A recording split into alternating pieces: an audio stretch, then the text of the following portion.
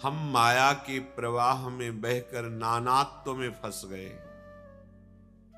अपना पराया, अच्छा बुरा, दुख सुख, लाभ हानि, जन्म मृत्यु, ये नानात्व में फंसने का फल हुआ। अब हमको मनुष्य शरीर मिला है। बहुत शीघ्र अपनी इंद्रियों को बाहर से अंतर्मुख करें। मन को विषयों में सुख है ऐसी भावना हटाकर प्रभु के नाम में, प्रभु के रूप में, प्रभु की लीला में, प्रभु के धाम में सुख है। संसार में सुख जो है ऐसा लगता है वो भासता है, प्रभु में है। त्रिकाल में नित्य सच्चिदानंद सुख है। भटकना है तो भटक लो। जब तुम्हें कोई साथ देने वाला नहीं होगा, न तुम्हारा शरीर, न तुम्हारा मित्र, न परिवार का, तब तुम्हें याद आएगी अपने घर की, अपने प्रीतम की। वो इंतजार कर रहे हैं आपका। जिस दिन आप सब जगह से मन मोड़ करके और अपने प्रीतम प्रभु को हृदय से अपना मानकर पुकारोगे, उसी समय माया का जो रचा हुआ अंधकार में कोहरा है ये हट जाएगा। ज्ञान का भास्कर हृदय में प्रकाशित हो जाएगा। हमारी दुर्दशा इसीलिए है कि अभी हमें अशरण होने की स्थिति नहीं प्राप्त हुई। अभी हमारा बहुत कुछ है। प्रभु की सच्ची शरणागति तो उसकी हृदय से होती है जो अशरण हो जाता है। अशरण शरण, अशरण अब कोई पूछने वाला नहीं। जिसको देखो वो दुत्कार ही दे रहा है, छल कपट ही कर रहा है। अब मेरा तो प्रभु के सिवा कोई नहीं, ये किसी महासौभाग्यशाली को प्राप्त होता है। नहीं तो माया चंदोष कण जैसे सुखों को बिखेर कर हमारा पूरा जीवन अपने में आसक्त करके नष्ट कर देती है। कोई विशिष्ट कृपा पात्र इन आसक्तियों के बंधन से अपने को छुड़ाकर या प्रभु की कृपा से छूटकर एकमात्र प्रभु का अनन्य चिंतन करते हुए प्रभु में तन्मय होकर प्रभु को प्राप्त हो जाता है। कुछ ऐसे जन हैं जो सुख के लोभ से देवताओं की आराधना करते हैं। प्रभु करुणा करके जो उपदेश कर रहे हैं उसे समझिए। प्रभु हैं वो देवताओं के रूप में भी है। कोई प्रभु को देवताओं से ईर्ष्या नहीं है कि अब देवताओं की जो पूजा करते हैं प्रभु उनसे ईर्ष्या रखते हैं इसलिए कह रहे हैं तुम मेरी पूजा करो। नहीं नहीं, ये तो प्रभु का भजन करने वाले साधकों में नहीं रहती। ईर्ष्या, द्वेष, कपट, छल, ये सब है। ये तो आसुरी संपदा है, अहंकारी के हृदय में होते हैं सब। जो ज्ञान संपन्न है उन महापुरुषों में नहीं होते। फिर जिनकी कृपा कटाक्ष से ज्ञान होता है उन प्रभु को ईर्ष्या कैसे हो सकती है? इसलिए भाव से श्रवण करें प्रभु क्या कह रहे हैं। प्रभु कह रहे हैं एप्यन्य देवता भक्ता यजन्ते श्रद्धयान्विता तेऽपि मामेव कौन्तेय यजन्त्य विधि पूर्वकम। पीछे प्रभु ने बताया कि एक है कि अष्टांग योग से संपन्न होकर समाधि के द्वारा मेरा भजन करते हैं। एक है एक ही भाव अद्वैत निष्ठा से ज्ञान के द्वारा मेरा भजन करते हैं। एक है सब में भगवान का भाव करके सबकी सेवा में अपने चित्त को जोड़ने की लालसा रखने वाले कर्मयोगी कर्म के द्वारा भगवान की उपासना करते हैं।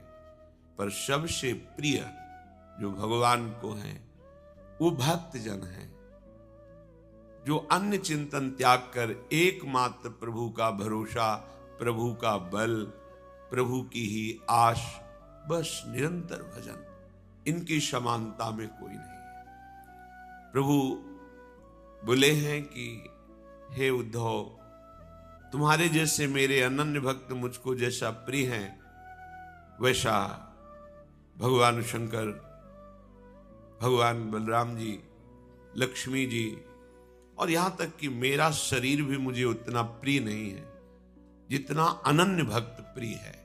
और प्रभु ऐसा भक्तों के चरित्र में दर्शन भी कराया है। एकमात्र भगवान का आश्रय और उनका भजन, वो भी किसी अन्य स्वार्थ कामना की पूर्ति नहीं, भगवत प्रेम के लिए। कुछ ऐसे होते हैं, प्रभु कह रहे हैं, जो देवताओं का पूजन करते हैं, देवताओं की पूजा वृत्ति से अपनी कामनाओं की पूर्ति चाहते हैं। अमुक देवता में ऐसा करने से ऐसा प्राप्त हो जाएगा, अमुक देवता को इतना तेल चढ़ाओ तो मिल जाएगा। ये ऐसे बहुत से शास्त्रीय सिद्धांतों में भी पाया जाता है, कामना पूर्ति के लिए देवताओं का यजन करना। तो जिनकी श्रद्धा जिस देवता पर होती है, भगवान उसे वहीं पुष्ट करते हैं। अब अगर थोड़ा भी अन्य होता तो भगवान उसकी श्रद्धा वहां क्यों पुष्ट करते हैं? जहां भज रहे हो वहीं पुष्ट कर देते हैं। पर भगवान कहते हैं, उन देवताओं का जो पूजन करते हैं वो मेरे से उनको अलग मानकर पूजन करते हैं। वो देवताओं में मेरा भाव नहीं रखते कि मेरे प्रभु ही सब रूपों में है। ये बिना भाव किए अच्युत भावना विहीन हर कार्य शुभ और अशुभ की संज्ञा में आएगा, और शुभ अशुभ कर्म मृत्यु लोक से लेकर ब्रह्मलोक तक या नीचे के लोग यही भ्रमण हो सकता है। ना मोक्ष हो सकता है, ना कल्याण हो सकता है, ना भगवत प्रेम प्राप्त हो सकता है। ध्यान दीजिए, भगवत भावना विहीन बड़ा से बड़ा महान कर्म भी शुभ कर्म के अंतर्गत आएगा, उपासना नहीं होगी। उससे वासना नष्ट होकर भगवत प्राप्ति नहीं होगी, चाहे जितना बड़ा कार्य हो।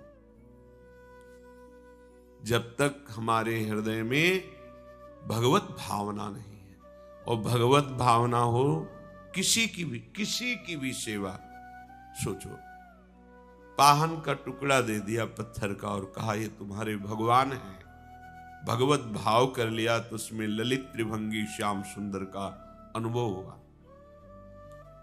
जब हम एक पाषाण में, एक काष्ठ मूर्ति में, एक चित्रांकित छवि में अपने प्रभु का भाव कर लेते तो हमें वहीं से भगवत साक्षात्कार हो जाता है।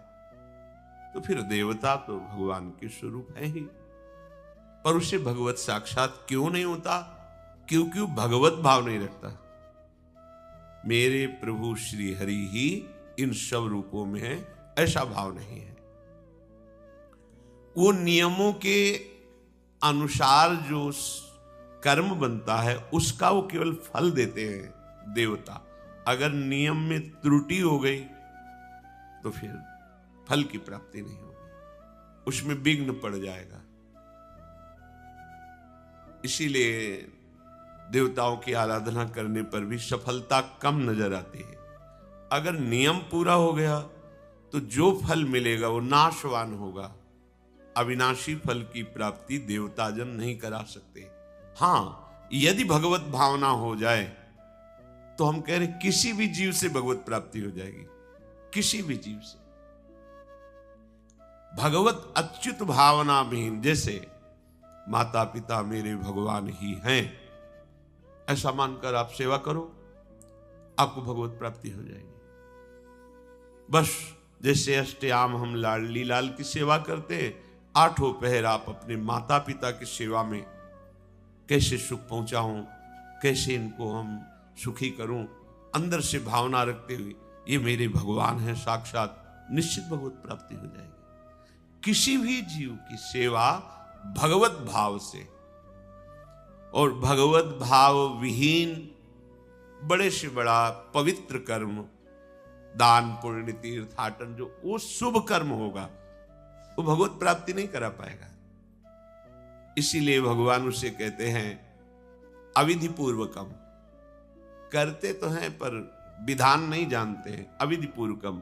इसीलिए उनको उसका सही फल नहीं मिलता, जो उपासना का फल मिलना चाहिए वो उनको नहीं मिलता।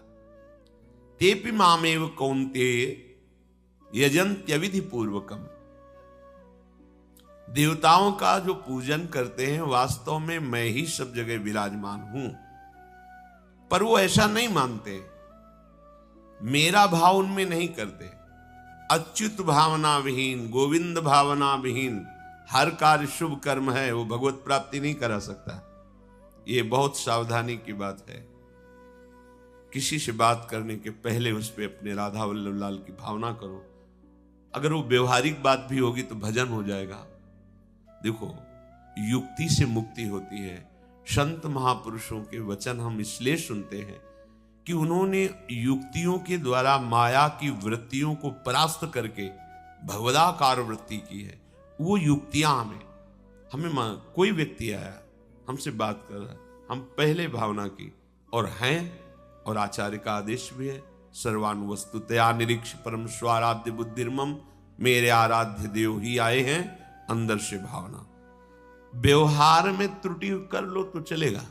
जैसे सामने कोई बहुत ही गंदा व्यवहार करने वाला व्यक्ति है, भावना में तत्काल हमने मानसिक प्रणाम किया, अब व्यवहार उसका वैसे ही करेंगे जैसा वो रूप लेके आया है, पर भावना में हमारे अंतर नहीं।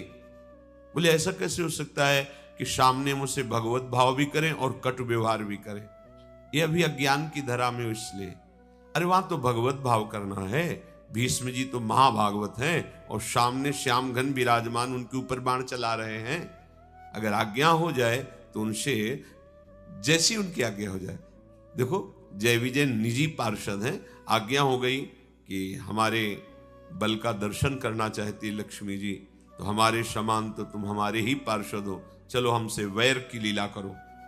वो अंतिम समय तक बोले, कहां राम रन हतो पचारी, आपकी आज्ञा है तो कसर नहीं रखूंगा, बिल्कुल जैसा दुश्मन व्यवहार करता है हे स्वामी मैं वैसा ही व्यवहार करूंगा। ये भगवत पार्षद जय विजय है। अपने लोग बहुत अज्ञान की धरा में इसलिए समझ नहीं पा रहे। कोई भी हमारे सामने आए, हमें खोजना नहीं है। हर जगह अपने प्रभु की भावना करने में आप क्या चला जाता है, वही भजन हो जाएगा। जो ये हम लोगों को परेशानी होती है कि मेरा मन नहीं लगता, भागा भागा घूमता है, छोड़ दो, जाओ भागो। तुम जहां भाग के जाओगे तुमसे पहले हमारे भगवान वहां विराजमान है, जाओ। कोई स्त्री रूप, कोई पुरुष रूप, कोई पशु पक्षी जड़ चैतन्य, कोई तो पकड़ेगा ये, और जिसको पकड़ेगा हम फट उसमें भावना करेंगे मेरे राधा वल्लभ लाल इस रूप में भी है। पक्का समझिए ये महाभजन है। बस इसमें हर समय अंतर्मुख वृत्ति होगी तभी पकड़ पाओगे, नहीं तो समय का प्रवाह माया ऐसे ही व्यर्थ नष्ट कराती रहती है। अविधि पूर्वकम उसकी हर सेवा हो जाती जिसमें भगवत भावना नहीं होती। बात समझ लीजिए, भगवत भावना से युक्त होकर के हर कार्य महाभजन है। बड़े महापुरुषों को देखा गया है। परमहंस श्री स्वामी राम मंगलदास जी अयोध्या गोकुल भवन बड़े सिद्ध महापुरुष थे। जब सब साधक विश्राम करते तो रात्रि में फावड़ा और तसला लेकर के अयोध्या के घाटों में गलियों में जहां कहीं कोई पशु पक्षी मल त्याग किए या कोई बाहरी जो नहीं जानते हैं उन लोगों ने वो मल उठा उठा करके गड्ढा खोद कर उस पर दबा करके ये सरयू का जल ला के छिड़क, मेरे प्रभु की पावन नगरी है, मेरे प्रभु का महल है, सेवा। अब दिन में इतने शिष्य जन थे कि सेवा करने नहीं दे, रात्रि में उठ करके सेवा करते। अगर हमारी सेवा भावना सबके प्रति बन जाए तो बहुत जल्दी हमारे कर्म संस्कार नष्ट हो जाए।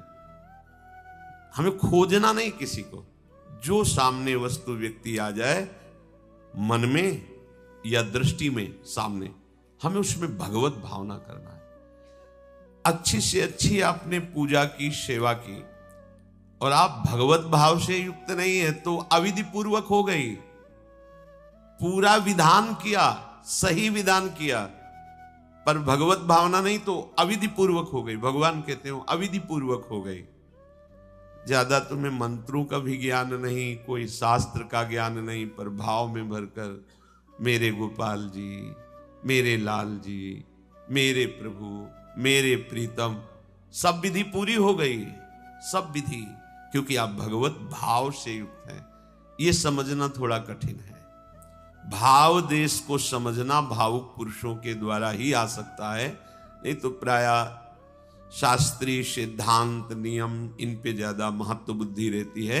लेकिन इन सब का फल होता है भाव, और भाव आ गया तो सब विधि पूरी हो गई। सब विधि देखो, जो हम कर्माबाई जी का चरित्र सुनते हैं, गाते हैं, उसमें विधि की पूर्णता के नियम संयम की बात थोड़ी है, उसमें भाव की पूर्णता की बात है। ये भगवान के द्वारा ही नाम रचा हुआ है उनके लिए। जल्दी कर मां, विलंब हो जाएगा। जल्दी कर मां, तो उनका नाम है कर्माबाई। प्रभु स्वयं उन्होंने विचार किया कि रात्रि में प्रभु का भोग नहीं लगता, दिन में सब लगाते हैं, तो 3 बजे प्रभु को तो भूख लगती होगी। 3 बजे जल्दी से उठी, बस पहला काम रसोई चढ़ा दिया, सुंदर खिचड़ी बनाई। प्रभु दौड़ के आते, गोद में बैठ करके पाते। प्रभु पा के गए, बस फिर इसके बाद शौच स्नान क्रिया। क्या विधि है इसमें? एक विधि को जानने वाले महात्मा ने देखा कि सूर्योदय के बाद वो स्नान कर रही, पर भगत तो है, ये प्रसिद्धि थी उनकी। उनका तुम कैसी भगत हो, सूर्योदय हो रहे हैं फिर आप स्नान? थोड़ा ब्रह्म मुहूर्त में उठना चाहिए। देखो, यदि जीवन को सार्थक करना है तो जिसके शैया में लेटे हुए सूर्य भगवान का उदय हो जाता है, उसकी आयु, बुद्धि, श्री, तेज, बहुत सी बातें नष्ट हो जाती हैं। अगर आपको जीवन में चाहे लौकिक उन्नति प्राप्त करनी हो या पारलौकिक, प्रातःकालीन कम से कम सूर्य उदय होने के 2 घड़ी पहले, 24 दूनी 48 मिनट, अभी सूर्य उदय होने में 48 मिनट हैं, आपने सैया छोड़ दिया, इसके आगे सूर्य उदय होने के 48 मिनट पहले आप सैया से हट जाएं। अगर आप रात्रि में जगे हैं तो सूर्य उदय होने के 48 मिनट बाद फिर आप सो जाएं। लेकिन वो जो बीच का समय, प्रातःकालीन संध्या भुवन भास्कर भगवान पधार रहे, वो आप सो रहे हो, तो आपकी आयु, आपका वैभव, आपकी बुद्धि, ये सब नष्ट होने लगती है, पता नहीं चलता लोगों। देखो कहां तेजवान चेहरे दिखाई दे रहे हैं, खूब तो सब खा पी रहे हो, खाने पीने क्या तेज एक अलग होता है, भागवती तेज अलग होता है। ब्रह्म मुहूर्त में उठे, प्रभु का स्मरण किया, जो 2-4 नाम ही सही, अपने बड़े बुजुर्गों को, गुरुजनों को भावना से प्रणाम किया। पहली बात, शरीर स्वस्थ रखने के लिए गर्म जल किया, हल्का, आधा लीटर से 1 लीटर तक जल पिया, भगवत भाव अर्पित करके वज्रासन में बैठकर। आप लोग दिनचर्या को नहीं करते हैं तो आप ब्रह्मचर्य को पचा नहीं सकते। ध्यान रखना, ब्रह्मचर्य कोई छोटी मोटी शक्ति नहीं है, उसको पचाने के लिए आपकी दिनचर्या दिव्य होनी चाहिए। फिर इसके बाद आप 5 मिनट 10 मिनट टहलिए, फिर सो जाइए। फिर जो शौचाचार की पवित्रता बताई गई उसके अनुसार आप स्नान आदि करके, पवित्र वस्त्र धारण करके, जैसे कोई महान व्यक्ति आ रहा है तो हम उसके आदर के लिए खड़े हो जाते हैं, ऐसे भुवन भास्कर पधार है, हाथ जोड़कर प्रणाम किया, अर्घ दान किया, गुरु मंत्र जपा आदि आदि। अब पड़े हो आप कि हम तो 2-3 बजे तक जगे हैं, ऐसा अगर आप भजन में जगे हैं तो भी सूर्योदय के समय आप उठ जाइए। आपके गुरु आवे तो क्या आप सोते रहेंगे क्या? जो जगत गुरु हैं, भुवन भास्कर, परम ज्ञान स्वरूप हैं, गायत्री छंद रूपी घोड़े हैं इनके रथ के, स्वयं भगवान अरुण देव सारथी हैं, और भगवान पीछे वर्णन किए, मैं ही सूर्य रूप से जगत को प्रकाशित करता हूं और ताप के द्वारा जल को सोख कर मैं ही वर्षा कराता हूं। भगवान का आदर करना। जो सूर्योदय तक सोते हैं उनकी बुद्धि में भागवतिक बातें, अध्यात्म बातें आ जाए, मेरी समझ में नहीं आता। अगर आप थोड़ा भी शरीर स्वस्थ रखना चाहते हैं तो जैसे नियम से भजन वैसे व्यायाम आवश्यक है। सबसे प्रार्थना है, ये दवाइयों के बल पर जीना बंद करो। शरीर में जितनी आवश्यकता जल की है, अगर उतना नहीं जाएगा तो आपकी एसिड बनेगी, फुंसियां निकलेंगी, कब्ज बनेगा, कई परेशानी। हम साधुकों को कहते हैं, कभी कभी जैसे पूछते हैं कितना जल पिया, वो अभी तो पिया नहीं। अच्छा, ये शरीर है, ये एक गाड़ी है, कोई सच्चिदानंद नहीं है। उचित आहार, उचित जल, व्यायाम के लिए तो समय नहीं। और भी 10 दिन बीमार पड़ोगे, फिर देखो, आप कहते हैं समय नहीं है। हमने अपने बीमार स्थिति की दिनचर्या को बताया, सीतधाम की 2 बजे उठना, जो आपको बोल रहे हैं ऐसे ही दिनचर्या करते, और 45 मिनट व्यायाम, इसके बाद तुरंत प्रणाम करके वृंदावन की परिक्रमा, फिर आके श्री जी की मंगला, फिर आके 9 बजे तक गुरुदेव भगवान की सेवा में, फिर वहां से आके श्री जी का श्रृंगार, फिर भिक्षावृत्ति आदि 12-1-2 बजे तक। कोई चाय, कोई पानी, कोई ऐसा कुछ नहीं कि बाल भोग, कुछ नहीं था ही नहीं।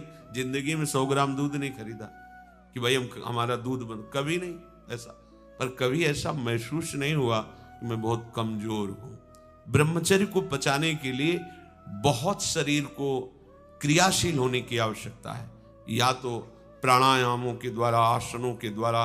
वो अब ना आसन है, ना प्राणायाम है, ना व्यायाम है, और फिर क्या, कैसे भावना आपकी भगवत भावना बनेगी? तो एक प्रमाद स्थिति, एक छिन्न भिन्न खिन्न स्वभाव, नहीं बात बनेगी। अध्यात्म का साधक जो होता है, नवीन खिला हुआ कमल जैसा, मुख प्रसन्न तन तेज विराजा, रामचंद्र कर का। कोई असाध्य रोग, कोई बहुत पीड़ा, वो बात अलग है। नहीं तो ऐसा वो जैसे कमल खिला होता है ऐसे खिला रहता है। क्यों? हर समय चिंतन सही, आचरण सही, सब कुछ सही। जो भगवत भावना विहीन जीवन है वो मुर्दा जीवन है। जिन हरि भगति हृदय नहीं आनी, जीवित सब समानते प्राण। वो जान नहीं रहे, मुर्दे जैसा जीवन है। क्या जीवन का महत्व? वही गंदे भोगों को भोगना, उसी का चिंतन करना, और भोग भोगने वाले शरीर को स्वस्थ रखने के लिए विषय सामग्री इकट्ठी करना, इसके बाद मर जाना। बोलो इसके अलावा और क्या है? ये बनाया, वो बनाया, वो बनाया, जरा सा हिला, पूरा का प्रांत नष्ट हो गया। क्या है इसमें? शाश्वत क्या है? हमें तसल्ली होती है, हमने एक मकान बना लिया, तसल्ली होती, 4 लड़के हो गए और काल का तमाचा लगा, पूरा का पूरा सब। क्या तसल्ली? हृदय को तसल्ली तब दो जब नाम चल रहा है, राधा राधा राधा राधा। दिनचर्या ही नहीं बन पा रही है आज के नए समाज की, दिनचर्या ही नहीं बन पा रही, भगवत भावना ही नहीं है। देखो, अगर परिवार में रह करके आप भगवत भावना नहीं करते तो सब परिवार में रहकर आसक्त हैं और सब दुर्गति को प्राप्त होते हैं। जब तक भगवत भावना नहीं है तब तक सब अविधि पूर्वक है। मान लीजिए सब अविधि, विधि भगवत भावना है। कुछ भी, किसी से भी, कोई भी, बस भगवत भाव, वही आनंद का अनुभव हो जाएगा। अतः उनके द्वारा किया गया देवताओं का पूजन मूल में मैं ही हूं, मेरा ही है, पर वो अविधि पूर्वक है। अविधि पूर्वक का तात्पर्य है कि वो ये नहीं जानते कि इस रूप में सर्व सामर्थ्यशाली भगवान ही विराजमान है। कभी कभी मंत्रों का ज्ञान नहीं होता, पूजन की सामग्री शुद्ध नहीं होती, भाव शुद्ध नहीं होता, इसलिए उनका पूजा सेवा आगे चल करके फल प्रदान नहीं कर पाता। प्रभु कह रहे हैं, मेरे में रिझाने के लिए किसी पूजा सामग्री की या किसी धन संपत्ति की आवश्यकता नहीं। पिता को बस इतना ही चाहिए कि वो अपनापन करके दौड़ के उनकी गोद में बैठ जाए, बस अपनापन प्रभु को चाहिए। माया की भूल भुलैया से वापस लौटिए और एक बात केवल बैठ जाए अगर हृदय में कि मेरे प्रभु अब मैं थक गया हूं, यहां कोई मुझे सहारा देने वाला नहीं, अपना नहीं, नाथ मुझे अपना बना लो। ये बहुत बड़ी बात है हृदय की। किसी के बहुत भाग्यशाली होगा उसके हृदय में बात आए, प्रभु उसकी रुचि का विषय बन जाते हैं। प्रभु जहां वो ऐसा भावना करता है और उसकी रुचि हो जाती है प्रभु में। जैसे हमारी विषयों में रुचि, ऐसे प्रभु में रुचि हो जाती है।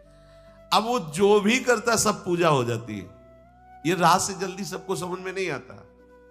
ध्यान दीजिए, भगवत भावना विहीन आप जो भी कर रहे हैं वो सब अविधि पूर्वक है, भगवान कह रहे हैं। अगर भगवत भावना युक्त है तो जो भी कर रहे हैं सब विधि पूर्वक। कर्माबाई जी ने, एक विधि विधान जानने वाले संत ने जब कहा कि आप तो बिना स्नान में बड़ा अपराध, ऐसे तुम कैसे बना पाओ। और वो प्रातः अपनी स्नान आदि दिनचर्या करने लगी तो विलंब हुआ। फिर खिचड़ी अमनिया की ठाकुर जी को, ठाकुर जी आए गोद में बैठ के, एक कवल ही पाए कि उधर पर्दा, भाग के ठाकुर जी गए। खिचड़ी लगी थी, पार्षदों ने कहा जय जय तो अभी भोग ही नहीं पधराया। फिर और बोले कर्मा भाई है ना, वो मुझे भोग लगाती है। और पता नहीं उस महात्मा ने क्या समझा दिया विधि विधान, वो भोरी भारी हमारी भक्ता वो अब नहाने धोने में समय लगाने लगी, इसलिए आज विलंब। देखो तुम जाओ और उनसे कह दो हम विधि विधानों से फंसने वाले नहीं, विधि विधान हमें कोई फांस नहीं सकता है। एक प्रेम फांस है जिसमें मैं फंस जाता हूं। बिना किसी बंधन के अगर ये बंधते हैं उसका नाम है प्रेम डोरी। जय श्री भट्ट प्रेम रस बंधन, क्यों छूटे दृढ़ फंद, बसो मेरे नैनन में दो चंद। ये बात सबकी समझ में नहीं आती। जाओ उनको कह दो जैसे वो बनाती थी वैसे ही बनावे। पूरा अविधि है। अगर शास्त्रीय सिद्धांत से दे देखो अविधि है, पर वो महान विधि है जो भगवान को आसक्त कर लिया। कौन सी विधि? मेरे अपने प्रभु मेरे प्यारे रात में भूखे रहते होंगे, ये भाव। भगवत भाव विहीन जितना जो कुछ आप कहोगे कि कैसे अविधि पूर्वक भगवान कह रहे हैं। देखो, जब मथुरा के ब्राह्मणों को भगवत पार्षद सखाओं ने निवेदन किया कि भगवान श्री कृष्ण और बलराम आज इधर ही गाय चराने आए हैं और वो भूखे हैं, आप थोड़ा सा कुछ भोजन सामग्री दे दीजिए। वैसे देखा कि ग्वारिया है, बात ही नहीं की, अधिकारी ही नहीं समझा, बात का अधिकारी नहीं समझा। ऐसा नहीं कि इनको पता न चला हो कि भगवान का अवतार है, क्योंकि जब भगवान अवतरित हुए सबको पता था कि भगवान अवतरित हुए हैं। प्रायः सबको पता था, सबको। जैसे वायु शीतल चलती तो सबके अंगों में लगती है, इसलिए महान प्रकृति उल्लसित होकर नृत्य कर रही थी आनंद में जब भगवान का प्रादुर्भाव हुआ। और उन्होंने बाद में स्वीकार किया कि मैंने महापुरुषों से सुना था कि भगवान पधारे हैं, पर मेरा कितना दुर्भाग्य कि वो स्वयं यज्ञ भोक्ता भगवान आगे जैसे कहे, आम ही सर्वयज्ञानाम भोक्ता च प्रभुरेवच, समस्त यज्ञों का भोक्ता मैं हूं। स्वयं समस्त यज्ञों की भोक्ता मांग रहे हैं और वो यज्ञ करने वाले ब्राह्मण अनादर कर रहे हैं। हुई ना विधि। और उन्होंने स्वीकार किया है कि मुझे चारों वेदों का ज्ञान है, गायत्री का अनुष्ठान, त्रिकाल संध्या, जितना भी शास्त्रीय सिद्धांत सब पालन करता हूं। पर सबके लिए उन्होंने एक शब्द प्रयोग किया, धिक्कार है मेरे ज्ञान को, धिक्कार है मेरी पवित्रता को, धिक्कार है। स्वयं यज्ञ भोक्ता भगवान मांगे और हमने बात भी नहीं की। पर अहो भाग्य हमारे कि हमारी पत्नियां ऐसी निकली जो हमारी बात बन गई, भगवत साक्षात्कार करने वाली। वहां कौन सी विधान का पालन कर रही? एक ही विधान केवल, अपने श्याम सुंदर मेरे प्रभु। प्रभु की चर्चा सुनकर प्रभु में आसक्ति हुई, आसक्ति ने प्रभु का साक्षात्कार करा दिया। भगवत भावना विहीन बड़े से बड़ा कार्य प्रभु को बिल्कुल पसंद नहीं। दुर्योधन ने दुशासन के महल में ऐसी भोग सामग्रियों का रचना करवाया था कि देवराज इंद्र भी ललचा जाए, और मूल उद्देश्य था कि श्री कृष्ण को रिझा लेंगे, अपने पक्ष में कर लेंगे। प्रभु ने उनसे वार्ता जब संधि की तो उन्होंने कहा कि बिना युद्ध के 5 गांव की बात क्या, सुई के अग्रभाग भी नहीं दे सकता, सुई के अग्रभाग भर भी जमीन नहीं दे सकता। 5 गांव की भगवान ने कहा था ऐसा करो, तुम हस्तिनापुर के चक्रवर्ती सम्राट पर बैठे रहो, 5 गांव दे दो पांडवों को, वो मेरे भक्त हैं, मेरा आदेश पालन कर। उनका सूजी अग्रे न केशवा, सुई की नोक भरेंगे। भगवान चलने लगे तो कहा आओ प्रसाद पा लीजिए, भोग पा लीजिए, आइए महल में। तो उनका पाया वहां जाता है। यदि पवाने वाले में प्रीति हो या पाने वाले को मिलता ना हो, बहुत भूखा हो, मेरे को भूख नहीं है, तेरे में प्रीति नहीं है, चल दिए भगवान। भगवान उधर गए भी नहीं, और गए का भगवत भाव भावित विदुर जी के घर। वहां मांग करके छिलके पाए। देखो, छिलके पवाना विधि है, अविधि है। अभी सेवा अपराध में सुन रहे थे ना, हाँ, अच्छा से अच्छा पदार्थ प्रभु को पवाना, और वो अच्छा पदार्थ तो फेंक रही है और छिलका पवा रही, अविधि है, पूरी अविधि है। लेकिन यही सही विधि है, क्योंकि वो है ही नहीं भाव में इतनी ऊंचाई पर डूबी। उन्हें कोई, जैसी विदुरानी जी वैसे ही लालजू महाराज पा रहे, उनको भी शुद्ध नहीं, और कह रहे वाह बहुत सुंदर, बहुत स्वादिष्ट। वो भाव पवा रही तो वो भी भाव का स्वाद ले रहे। अपने उपास्य देव में प्रियता हो जाना ये सारी विधि है। इसीलिए अपने वृंदावन उपासी जन जो है, वृंदावन रसोपास्य, यहां मंत्रों के आदेश से सेवा पदार्थ समर्पित नहीं किया जाता। अमुक मंत्र पढ़ो फिर वो सेवा नहीं, यहां तो राधा राधा राधा। और जब जैसा भाव आया, या ऐसा नहीं कि ये ऐसे ऐसे ऐसे न, जब भाव आया अपने भाव में, भावोत्सवेन भजताम रसकाम धेनु, भाव, ये थोड़ा भक्ति का फलस्वरूप भाव होता है। जो प्रभु से विलग भाव करके उपासना की जाती है वो अविधि पूर्वक हो जाती है, और जो भगवत भाव करके की जाती है वो सब विधि मानी जाती है। जिसमें हमारे प्रभु को सुख मिले, ऐसी भावना करके जो भी किया जाए उससे भगवत प्राप्ति निश्चित है। क्योंकि श्री भगवान कह रहे हैं अहम ही सर्वयज्ञानां भोक्ता च प्रभुरेव च न तु माम अभिजानन्ति तत्वेनातश्च्यवन्ति ते। क्योंकि सब यज्ञों का भोक्ता मैं हूं, मैं सबका स्वामी हूं, परंतु ये जो मेरे से विमुख है ये ऐसा नहीं जानते हैं, ये मुझे तत्व को नहीं जानते, इसलिए ये अन्य भावना किया करते हैं। जो मेरे को नहीं जानते हैं, मेरे भाव से नहीं है, वो कुछ भी करें उनका पतन ही होता है। बात इसमें यह है कि जब अविनाशी नित्य चिदानंद भाव ही नहीं है तो विनाशी खेल में सत्य भाव से लगोगे तो तुम अविनाशी का विनाश ना होते हुए भी विनाश की सारी लीला सहनी पड़ेगी। जैसे आत्मस्वरूप जो हमारा स्वरूप है उसमें किसी शस्त्र का, मंत्र का, किसी भी दैवी शक्ति का कोई भी बस नहीं है।